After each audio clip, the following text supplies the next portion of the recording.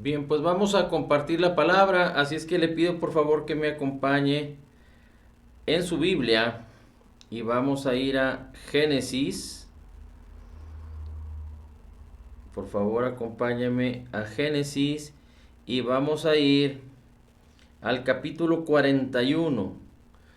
Estamos viendo cómo podemos apropiarnos por la gracia de lo que podamos recibir como revelación del Espíritu Santo en la vida de José el soñador. José es como un tipo de nuestro Señor Jesucristo. Así es que hemos visto que José tenía un buen corazón y no así sus hermanos, que eran malvados. Hemos visto cómo José tuvo que sufrir las consecuencias, pero él siempre permaneció con un corazón bueno, no se frustró, no se amargó, no se quejó, no demandó, digamos que,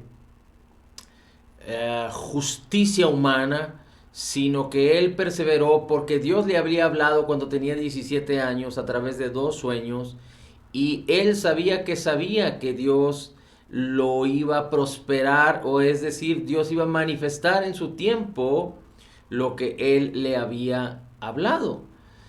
Y tan es así que aún desde que estaba con sus hermanos, Dios evitó que sus hermanos lo mataran porque querían matarlo. Después fue vendido a unos esclavos ismaelitas, después fue vendido a Potifar, después fue prosperado y dice la escritura que Potifar veía la mano de Dios en la vida de José, después fue engañado y fue con mentiras, fue puesto en la cárcel por causa de los engaños de la mujer de Potifar.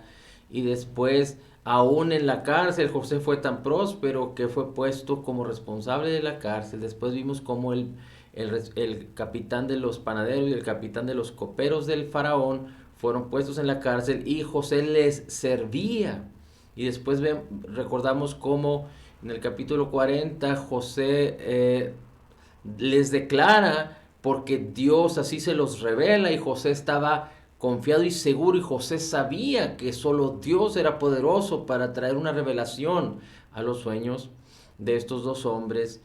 Y le recuerda al copero que José en su revelación le dijo: tú vas a ser restaurado y vas a estar con Faraón, pero acuérdate de mí. Y acabamos, o en este capítulo 40 acaba diciendo que el copero fue puesto como José había dicho, y restaurado en su puesto y fue puesto al lado de Faraón o sirviendo a Faraón, y este hombre se olvidó de José, pero José siguió firme y perseverando porque él creía en el Señor y Dios estaba con él. Así es que en el 41 dice: aconteció que pasados 2 años desde que el copero fue restaurado y que José reveló estos sueños a estos hombres, dice: pasados 2 años, Faraón tuvo un sueño, y le parecía que estaba junto al río, y que del río subían 7 vacas hermosas a la vista y muy gordas, y pacían en el prado, y que tras ellas subían del río otras 7 vacas de feo aspecto y enjutas de carne, y se pararon cerca de las vacas hermosas a la orilla del río, y que las vacas del feo aspecto y enjutas de carne devoraban a las 7 vacas hermosas y muy gordas. Y despertó Faraón, y dice la escritura que se durmió de nuevo y soñó la segunda vez que 7 espigas llenas y hermosas crecían de una sola caña, y que después de ellas salían otras 7 espigas menudas y abatidas del viento solano, y las 7 espigas menudas, es decir, escasas, devoraban a las 7 espigas gruesas y llenas. Y despertó Faraón, y he aquí que era sueño. Sucedió que por la mañana estaba agitado en su espíritu, y envió e hizo llamar a todos los magos de Egipto y a todos sus sabios, y les contó Faraón su sueño, mas no había quien le pudiese interpretar a Faraón. Así es que de alguna manera o de otra, nadie era capaz de poder revelarle a Faraón los sueños. Entonces el jefe de los coperos habló a Faraón diciendo: me acuerdo hoy de mis faltas. Cuando Faraón se enojó contra sus siervos, nos echó a la prisión en la casa del capitán de la guardia, a mí y al jefe de los panaderos, y él y yo tuvimos un sueño en la misma noche, y cada uno soñó su propio significado. Estaba allí con nosotros un joven hebreo, siervo del capitán de la guardia. Y dice la escritura, se lo contamos y él nos interpretó nuestros sueños y declaró a cada uno conforme a su sueño. Y aconteció que como él, José, nos los interpretó, así fue, yo fui restablecido en mi puesto y el otro fue colgado. Entonces Faraón envió y llamó a José, lo sacaron apresuradamente de la cárcel y José se afeitó, se mudó sus vestidos y vino a Faraón. Dice, sacaron a José apresuradamente de la cárcel, él se afeitó y se mudó sus vestidos. Es decir, José estaba seguro y consciente de que ya había dejado su vida anterior en la cárcel, no porque se lo merecía, sino porque actuaron con engaños en contra de él, pero él estaba seguro que su camino, el camino que Dios le había hablado, es decir, estaban los sueños en camino de cumplirse en su vida. Y por eso se arregló, se vistió, es decir, que mudó sus vestidos. Recuerde que la palabra nos enseña que nosotros debemos entender que fuimos transformados, al menos fuimos renovados en nuestro espíritu. Y había un viejo hombre que fue llevado a la cruz, como lo dice Romanos 6:6. Ese viejo hombre murió y ahora tenemos un nuevo hombre, es decir, un espíritu nuevo creado en la justicia y santidad de la verdad. Y dice la palabra que nosotros debemos de vestirnos de ese nuevo hombre. No significa que nosotros vamos a forzar que eso suceda, que nosotros vamos a causar que eso suceda, que nosotros vamos a lograr que eso suceda. Primero tenemos que entender que nacimos de nuevo no por nuestra voluntad, sino por la voluntad de Dios, como lo dice Juan capítulo 1. Porque los que le recibieron a Jesús, dice, fueron hechos, Dios les dio el poder de ser hechos hijos de Dios, no por voluntad de hombre, ni por voluntad de varón, ni de sangre, dice la escritura, sino por la voluntad de Dios. Así es que nosotros nacimos de nuevo creyendo en Jesucristo, en la persona divina de Jesús y en su obra terminada, completa y perfecta. Y por causa de la fe de Jesús, nosotros fuimos hechos nuevos. Nuestra vieja naturaleza fue puesta en la cruz y murió para no resucitar más. Y nuestra nueva naturaleza vive y vive ahora en nosotros. Pero cuando el apóstol Pablo habla de vestirnos del nuevo hombre, habla acerca del alma y del cuerpo. ¿Por qué? Porque nuestro espíritu fue renovado, fue recreado, es nuevo, es perfecto, sellado con el Espíritu Santo, uno con el Espíritu de Cristo, como lo dice la Escritura en Gálatas 4:6. Y por cuanto sois hijos, Dios envió el Espíritu de su Hijo a vuestros corazones. Y 1 Corintios 6:17 dice que el que se une con el Señor, un espíritu es con Él, sin separación, sin diferencia entre uno y el otro, sino una unidad perfecta, de tal manera que nuestra alma y nuestro cuerpo siguen en un mundo de corrupción. Por eso la palabra nos enseña que nuestra alma tiene que estar siendo renovada por el poder de la palabra para ser transformada. Renovada en nuestras mentes, en nuestros pensamientos, en nuestro sistema de pensamientos, para que el alma sea transformada y nuestro cuerpo también alcance a ser vivificado por el poder del Espíritu Santo, de tal manera que tanto las cosas que son comunes de este mundo, como el mal temperamento, como el enojo, como la ira, como el engaño, como la depresión, como los celos, como las contiendas, que son propios de este mundo, en el sentido que este mundo cayó en caos desde el origen, desde el principio, por causa del pecado de Adán, y el pecado trae estas consecuencias. Asimismo, la enfermedad, la escasez, los problemas de salud en el cuerpo son parte de un mundo en caos, son parte del pecado original en la vida de los hombres. Así es que Dios nos llama a ser transformados por el poder de la palabra cuando renovamos nuestros pensamientos con la palabra viva y eficaz de Jesucristo, para que nuestra alma pueda experimentar el poder vestirse del nuevo hombre, y nuestro espíritu, nuestro cuerpo pueda experimentar el vestirse del nuevo hombre, para que nuestro comportamiento, nuestro temperamento, nuestros sueños, nuestra manera de pensar, nuestra manera de soñar, nuestra manera de imaginar, nuestra manera de conducirnos, nuestra manera de sentir, inclusive nuestro cuerpo, experimenten la gloria de Jesucristo, experimenten la vida abundante que Cristo Jesús conquistó para nosotros, mientras el Señor Jesucristo viene por nosotros a darnos un cuerpo perfecto, un cuerpo transfigurado, y a darnos algo perfecto en nuestro ser, espíritu y alma y cuerpo completamente recreados en Cristo, pero esto no sucederá sino hasta que Jesucristo venga por nosotros. Esto significa que hoy nuestro espíritu es perfecto y seguirá siendo perfecto para siempre porque ya ha sido renovado, restaurado. Por eso hemos dicho que ¿quién va al cielo? Los que tengan el Espíritu de Cristo, los que hayan nacido de nuevo. Por más que profeses una cosa o profeses otra, llámese profesar religión o inclusive creer en Dios y creer en Jesús, no es suficiente, porque dice la Escritura que los demonios también creen y tiemblan. Pero se requiere haber sido nacido de nuevo, ser una nueva creación en Cristo para ir al cielo. Nadie puede ir con Cristo si no es uno con Cristo. Nadie puede ir con Cristo si no es de Cristo. Y dice Romanos 8 que el que es de Cristo es una nueva creación. Y no depende de nuestro esfuerzo, ni de nuestras buenas obras, ni de nuestra historia pasada, ni de nuestra historia presente. Depende de la fe en Jesús y en su obra terminada, completa y perfecta.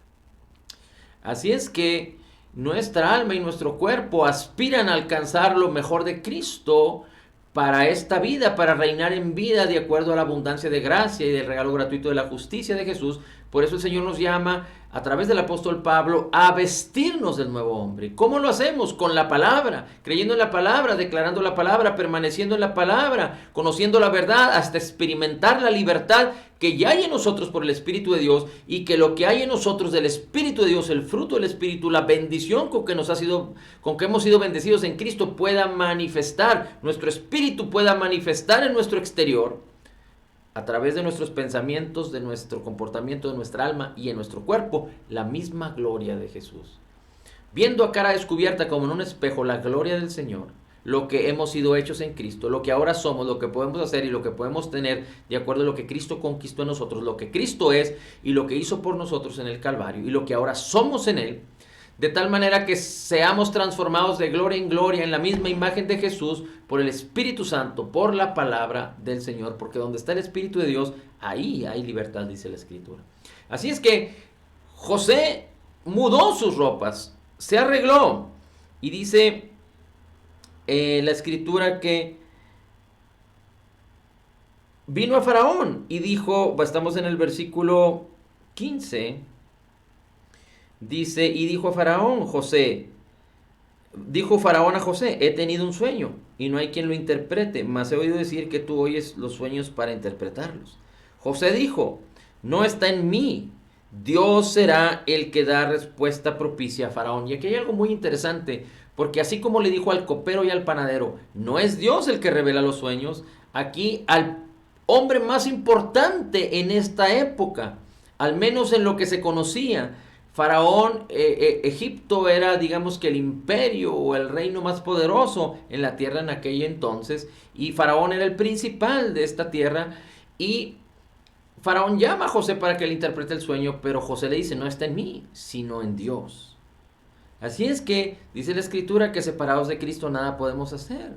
Cuando nosotros en cualquier área de nuestra vida, en cualquier situación, de inmediato pensamos en el Señor, pensamos en las virtudes del Señor, en que somos más que vencedores y en que Dios tiene la respuesta y que nos ha bendecido con toda bendición y que ya nos ha dado la victoria en cualquier área de nuestras vidas, entonces estamos caminando, siendo guiados por el Espíritu. Pero cuando tenemos que decidir algo y lo primero que pensamos es en nuestras virtudes, en nuestros fracasos, en nuestros éxitos, en el primo, en el hermano, en cómo alguien resolvió un problema, entonces no estamos siendo guiados por el Espíritu, sino que lo primero que hacemos es pensar en nuestro esfuerzo, en nuestra carne, y no es lo que Dios espera de nosotros. Dios espera que nosotros podamos echar mano de lo que somos en Cristo y ser guiados por el Espíritu y la palabra de poder, porque Cristo sostiene todas las palabras con el poder de Cristo sostiene todas las cosas con la palabra de su poder, que nosotros podamos ser sensibles y permanecer en la palabra y tener comunión con la palabra y con su Espíritu, para que a través del Espíritu de Dios y de la palabra podamos resolver cualquier situación, por pequeña que sea. Aun cuando tomamos los alimentos, aun cuando conversamos con las personas, aun cuando conversamos entre familia, aun cuando queremos decidir sobre una cosa, aun cuando queremos interpretar algo, aun cuando queremos conversar sobre algo, aun cuando vamos a hacer algo de palabra o de hecho, dice la Escritura, hazlo todo para el Señor, para gloria de Dios Padre. Y eso es lo que Dios desea de nosotros, que siempre estemos en este canal, sintonizados en la palabra y sintonizados en Cristo.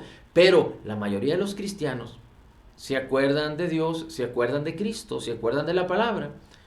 Muchos de ellos una vez a la semana, algunos 2 o 3, y algunos solo recuerdan al Señor y a la palabra para eventos o para cuestiones religiosas, pero no para el día a día.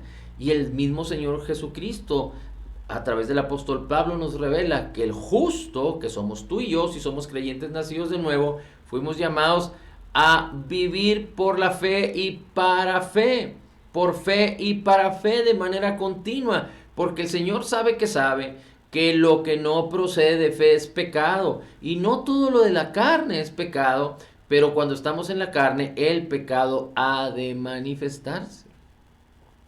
Y no me malinterprete, pero separados de Dios, separados de la palabra, separados de caminar no en nuestra prudencia, sino en la del Señor, en la sabiduría de Dios, separados de Dios, nada podemos hacer. Separados de Cristo, nada podemos hacer. Así es que aquí hay un llamado, como José, que él siempre estaba sintonizando este tema. José estaba en la cárcel, José servía a los prisioneros, José había sido injustamente tratado y él no estaba amargado, él no era contencioso, él tenía un buen corazón porque Dios estaba con él y él sabía que el que había prometido había de cumplir lo que había prometido. Así como Abraham también sabía que Dios era poderoso para completar lo que había prometido. Déjame decirte que en Cristo se cumplieron todas las promesas y Dios nos las concedió a ti y a mí todas. Todas las promesas de bendición en Cristo Jesús son sí y son amén. No tenemos que recurrir a Dios para que nos bendiga. No tenemos que recurrir a Dios para que nos perdone. No tenemos que recurrir a Dios para que nos sane. No tenemos que recurrir a Dios para que nos sacie. Sino que Él ya nos perdonó, ya nos bendijo, ya nos sanó, ya nos sació, ya nos dio todas las bendiciones, las promesas para la vida y la piedad. Lo único que tenemos que hacer es tener comunión con la palabra para que la fe de Jesús se apropie de todo lo que Dios ya hizo por nosotros. Ahora, no significa que Dios no opera y Dios no se mueve en nosotros. Claro, porque Dios se mueve a través del poder de la palabra. Cristo sostiene todas las cosas con la palabra de su poder. Si la palabra es viva y eficaz, la palabra de Dios es Cristo. Jesús dice, yo soy el pan de vida, yo soy el camino, la verdad y la vida. En Juan capítulo 1 dice la Escritura que en el principio era la palabra y la palabra era con Dios y la palabra era Dios.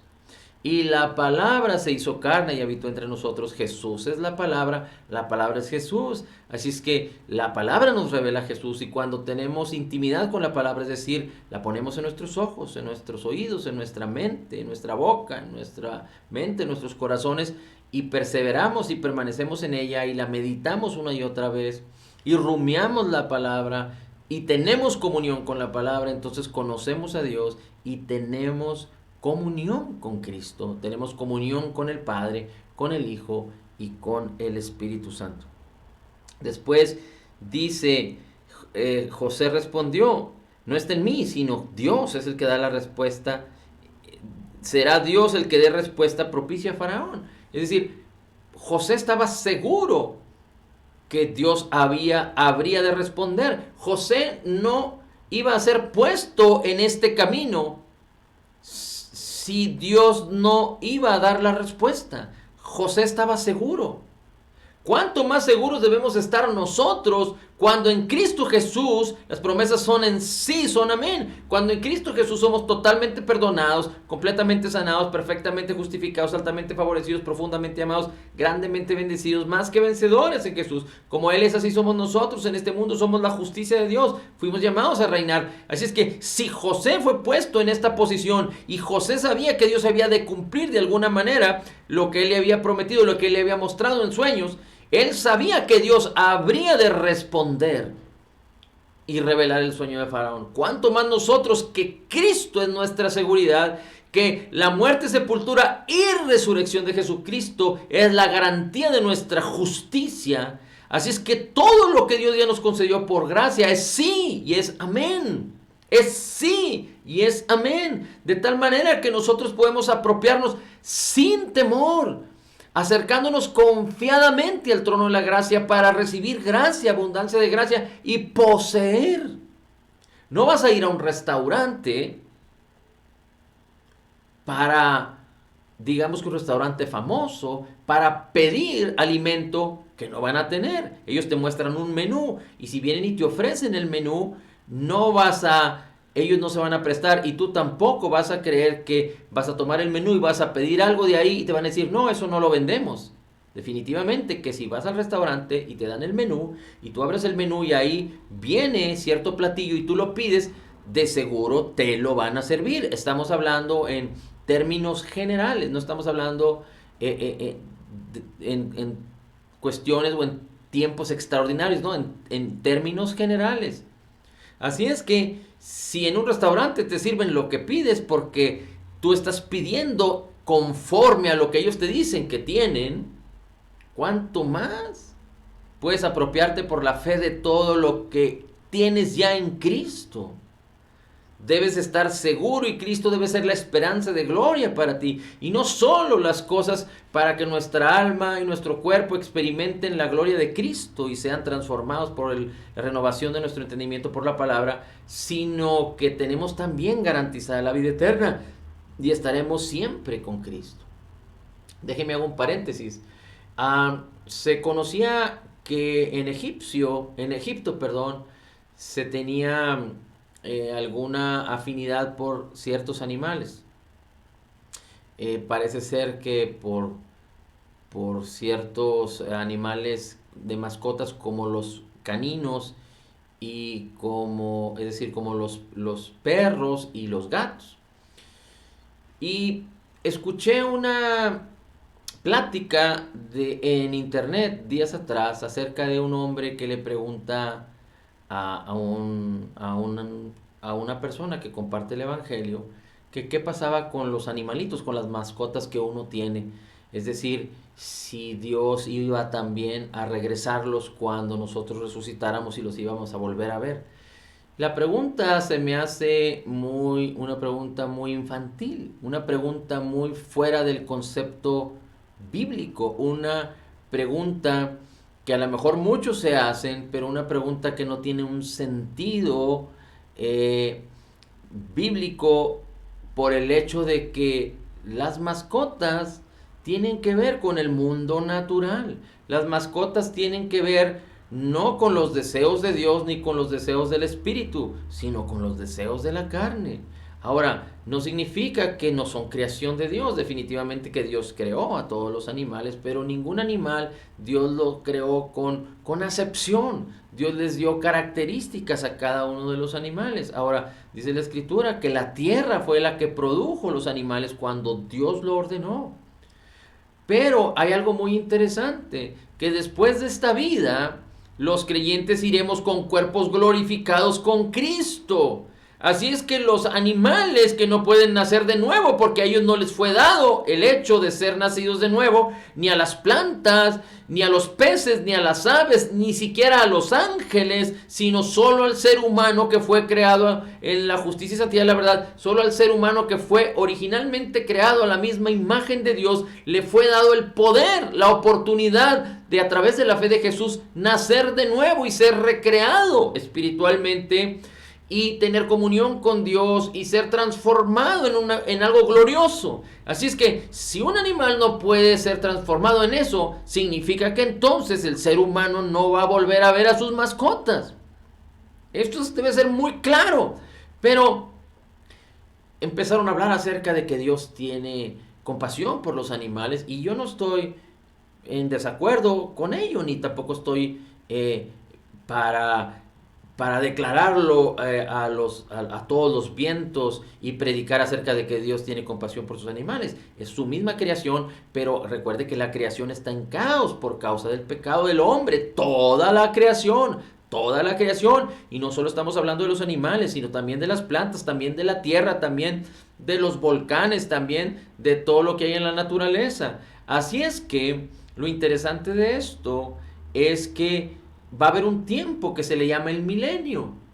Y en el Antiguo Testamento dice la Escritura que el león habitará con el cordero. Puede ser algo hipotético, es decir, como parábola, pero también podríamos ver que a lo mejor en ese tiempo, en el tiempo del milenio, sucederá esto.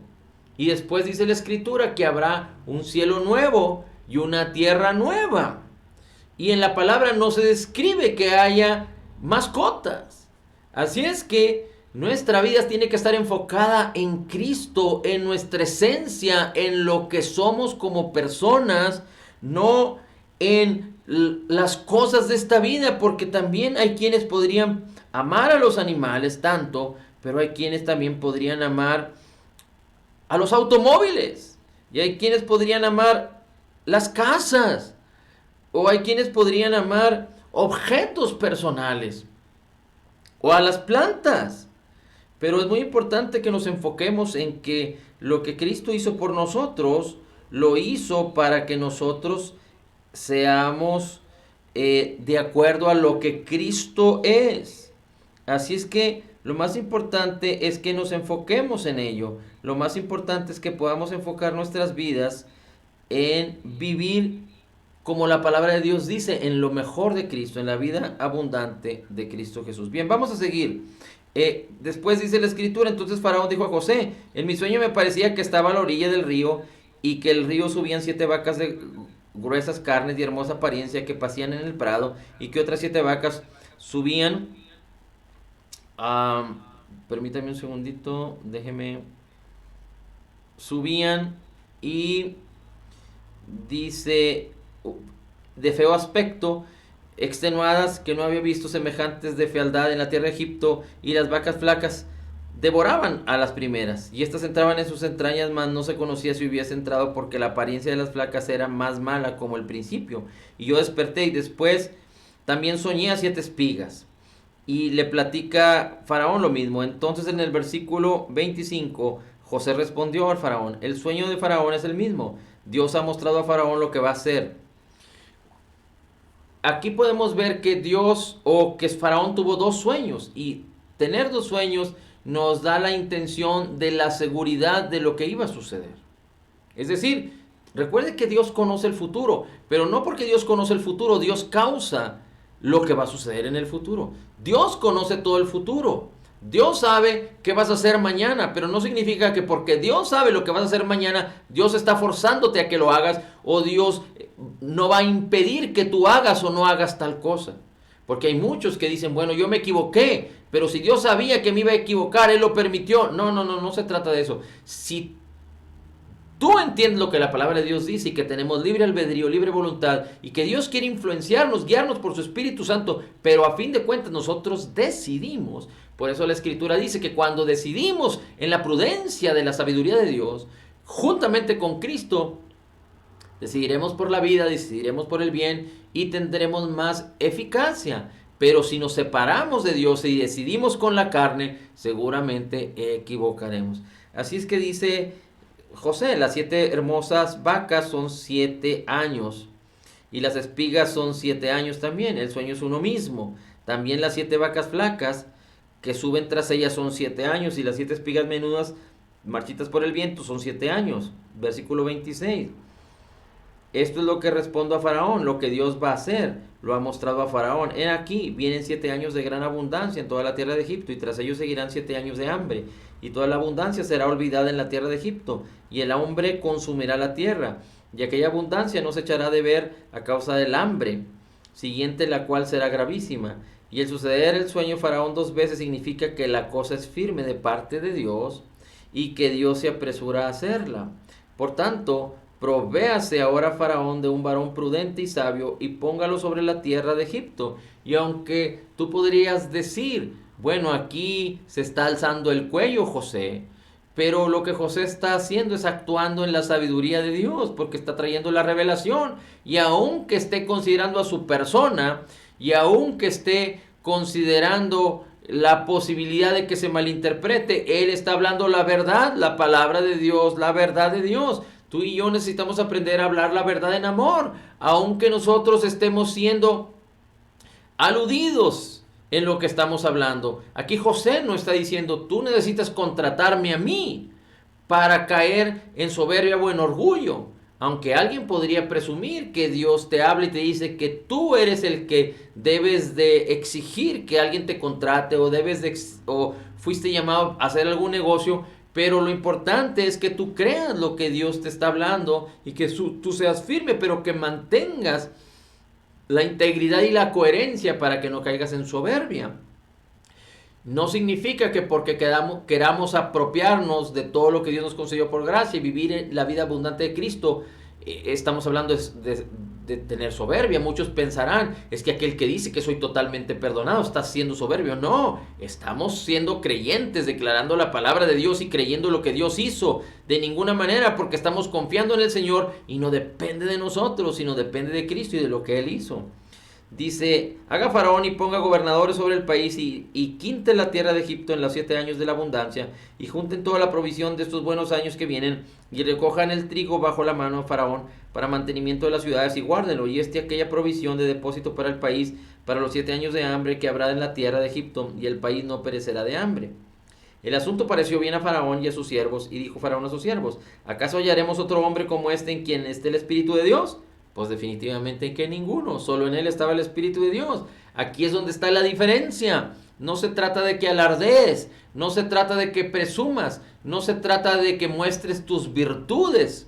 Se trata de que permitas que Dios se manifieste en tu vida, que haya un cambio sin esfuerzo, que el fruto del Espíritu florezca en ti y que tú no confíes en la gracia de las personas o en lo que las personas te puedan recompensar o dar, sino que aprendas a entender que la recompensa viene del Señor y que Dios abre puertas donde nadie puede cerrar y Dios cierra puertas donde nadie puede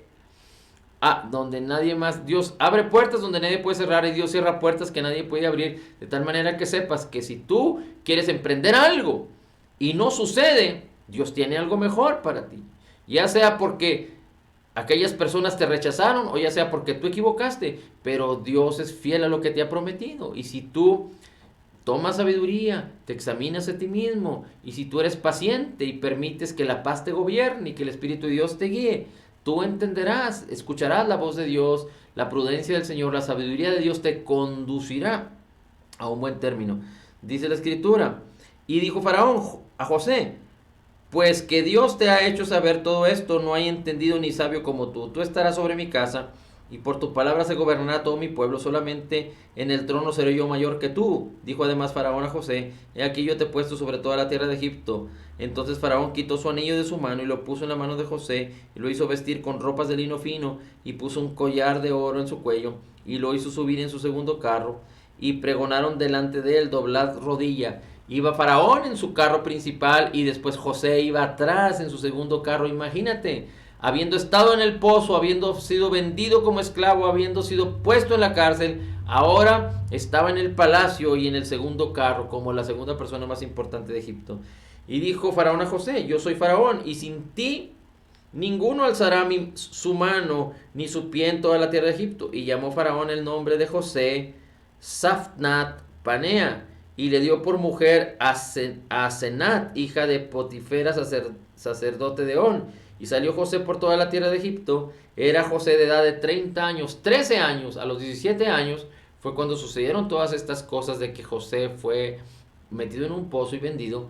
Y a los 30 años sucedió esto. 13 años sucedieron. Aunque en Abraham, aparentemente más de 20 años, 25 años, alrededor de 25 años, fueron necesarios para que tuviera a Isaac. Y aquí, por causa de la carnalidad de Abraham y por causa de los errores de Abraham, hubo un retraso, así como Moisés no pudo ser usado sino después de 40 años, porque él quería hacerlo a su manera y tuvo un retraso de 40 años por causa de su soberbia y de él creerse a sí mismo que por su mano iba a ser el pueblo libertado, pero no por la fuerza de Dios y el poder de Dios, sino por su propia fuerza, tuvo que ser enviado 40 años en el desierto. Aquí no hay ninguna referencia de que José haya causado un retraso, de que estos 13 años hayan sido causa de falta de integridad, de falta de paz, de falta de un corazón bueno, sino que José manifiesta en toda la declaración de Génesis desde el 37 hasta donde vamos, hasta el 41, acerca de que José era un hombre que creía, era un hombre en donde la mano de Dios se manifestaba con poder y Dios estaba con él, pero tuvieron que pasar 13 años. Así es que los años pasan muy rápido, pero las cosas no se pueden conquistar de la noche a la mañana. Por eso necesitamos perseverar. Pero lo más importante de todo es que a veces nos da flojera empezar porque sabemos que el tiempo va a ser largo, pero es importante que empecemos lo antes posible. Si queremos leer la Biblia completa desde el Génesis hasta el Apocalipsis y decimos, no, mejor no porque es mucho y me voy a tardar mucho tiempo. Hay quienes utilizan digamos que un procedimiento para leerla en un año, pero tú puedes hacerlo en 6 meses, o en 3 meses, o en 9 meses, o en un año, o en 2, o en 3, o en 5. Lo importante es decidir iniciar a hacerlo. José era amado por su padre, fue vestido de una manera virtuosa desde su padre, y Dios habló a José, y José no se cayó. José habló lo que Dios le había revelado, y por eso fue rechazado, y por eso fue injuriado, y por eso fue puesto en un pozo y vendido. José siempre fue íntegro, fue fiel, y por causa de eso mentiras vinieron en contra de él y fue puesto en la cárcel, pero Dios siempre estuvo con él. Dice, y salió José delante de Faraón y recorrió toda la tierra de Egipto, y en aquellos 7 años de abundancia la tierra produjo a montones. Y él reunió todo el alimento de los 7 años de abundancia que hubo en la tierra de Egipto, y guardó alimento en las ciudades, poniendo en cada ciudad el alimento del campo de los alrededores. Recogió José trigo como arena del mar, y mucho en extremo, hasta no poderse contar, porque no tenía número. Y nacieron a José 2 hijos. ¿Quiénes son los 2 hijos de José? Dice de Asenat. Uno José lo llamó Manasés, porque dijo, Dios me hizo olvidar todo mi trabajo y toda la casa de mi padre, y llamó el nombre del segundo Efraín. Manasés y Efraín fueron también considerados como parte de los 12 patriarcas de Israel, es decir, de las 12 familias de Israel, porque dijo, Dios me hizo fructificar en la tierra de mi aflicción. Así se cumplieron los 7 años de abundancia en que hubo en la tierra de Egipto, y comenzaron a venir los 7 años del hambre, como José había dicho, y hubo hambre en toda la tierra, mas en toda la tierra de Egipto había pan. Cuando se sintió el hambre en toda la tierra, el pueblo clamó a Faraón por pan, y dijo Faraón a todos los egipcios, id a José y haced lo que él os dijere. Y el hambre estaba y se extendió por todo el país. Entonces José abrió los graneros donde había y vendía a los egipcios, porque había crecido el hambre en la tierra, y toda la tierra venía a Egipto para comprar de José, porque por toda la tierra había crecido el hambre. Después vamos a ver cómo el padre y sus hermanos vienen, y entonces ahí se cumple la palabra que Dios le habló al principio. Ya habían transcurrido aquí 13 años más 7 años de prosperidad, es decir, 20 años, y aún no sucedía que sus padres y sus hermanos se postraran, pero Dios había de causar que esto sucediera en manos de José. Aquí es muy importante para, antes de terminar, poder entender que necesitamos siempre ser precavidos. Muchos que trabajan, muchos que ganan dinero, muchos que reciben dinero, y esto a veces sucede vez tras vez, gastan todo lo que tienen. No tienen capacidad de ahorrar, no tienen inteligencia para ahorrar, no tienen inteligencia para invertir, y mucho menos tienen inteligencia para ofrendar, para darle al Señor. Hay quienes dicen que de todo lo que tú ganas debes de ahorrar el 10%, debes de invertir el 10% y debes de darle a Dios el 10%. Es decir, las personas deben aprender a vivir con el 70% de sus ingresos, y el otro 30% deben de utilizarlo como lo comentamos, 10% para invertir, 10% para ahorrar y 10% para dárselo al Señor como ofrendas, como diezmos. Pero normalmente las personas no lo hacen porque caminan de acuerdo a sus experiencias o a quienes les han enseñado. Hay quienes sí lo hacen, pero la mayoría de ellos no, y mucho menos los cristianos no se preparan. Y aquí José tuvo sabiduría. Dios le reveló el sueño de Faraón, pero en el sueño de Faraón no estaba la técnica, la sabiduría, qué hacer con el resultado de ese sueño. Y José no interpretó, sino José, apoyado en la prudencia de Dios, tuvo sabiduría para decir qué era lo que se debía de hacer y cómo José ahorró durante los 7 años de prosperidad y guardó alimento durante los 7 años para que en los 7 años de escasez estuvieran todos los lagares o todas las bodegas, digámoslo así, de Egipto llenas de alimento para poder soportar los 7 años de escasez que venían por delante. Así es que nosotros también tenemos que ser sabios al respecto a la economía, respecto a cómo usamos nuestro tiempo, respecto a nuestro trabajo, respecto a cuando alguien quiere adelgazar. No se puede adelgazar de la noche a la mañana. Tiene que ser un proceso que tiene que ver con cuidar la salud, con cuidar la alimentación, con cuidar el no caer en el sedentarismo, etcétera, etcétera, etcétera. Si queremos ser prósperos en un área de nuestra vida en donde no hemos alcanzado el éxito, necesitamos ir a la palabra. Necesitamos decirle al Señor que necesitamos su sabiduría, que Él ya nos ha dado, pero que se manifieste. Pero la palabra es viva y eficaz. Si no vamos a la palabra, no permanecemos en la palabra y no estamos con el Señor, ¿cómo podremos esperar ser exitosos en las cosas de Dios, a la manera de Dios, en la vida abundante de Cristo? Así es que seamos prósperos y seamos perseverantes en la palabra y sepamos que Dios está dispuesto a estar en armonía continua con nosotros, porque Dios no descansa, Dios no duerme, no se fatiga. Pero los que esperan en el Señor, dice, tendrán nuevas fuerzas. Y recuerde, el mismo Salmo 103 dice que Él renueva nuestras fuerzas, nuestra juventud como la del águila, y sacia de bien nuestra boca. Aleluya. Gracias, Padre, por tu amor, tu bendición, por tu poder, tu bondad y tu palabra. En Cristo declaramos que somos total y completamente perdonados y sanados, perfectamente justificados, altamente favorecidos, profundamente amados, grandemente bendecidos, más que vencedores. Como Jesús es, así somos nosotros en este mundo. Somos la justicia de Dios en Cristo. Recibiendo la abundancia de tu gracia y del regalo de gratuito de tu justicia, declaramos: todo lo puedo en Cristo que me fortalece. Amén, amén y amén.